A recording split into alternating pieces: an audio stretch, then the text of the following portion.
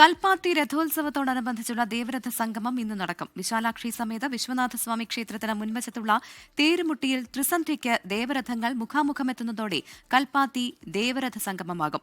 നാളെയാണ് രഥോത്സവത്തിന് കൊടിയിറങ്ങുക.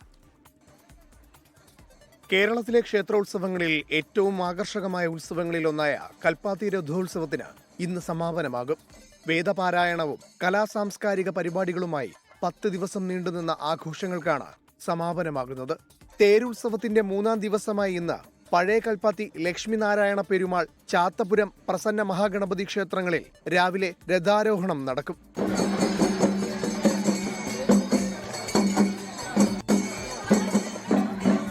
വിശാലാക്ഷി സമേത വിശ്വനാഥസ്വാമി, ഗണപതി, വള്ളി ദൈവാന സമേത സുബ്രഹ്മണ്യസ്വാമി, മന്തക്കര മഹാഗണപതി തേരുകളാണ് പ്രദക്ഷിണ വഴിയിലുള്ളത്.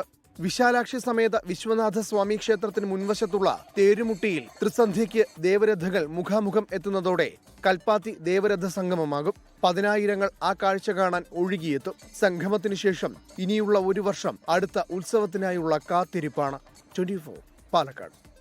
ലോകത്തെവിടെയായാലും ഏത് സമയത്തും 24 വാർത്തകളും ഓഗ്മെന്റഡ് റിയാലിറ്റി പാക്കേജുകളും എക്സ്പ്ലെയിനറുകളും വിശദമായി കാണാൻ ഞങ്ങളുടെ യൂട്യൂബ് ചാനൽ നിങ്ങൾക്ക് സബ്സ്ക്രൈബ് ചെയ്യാം.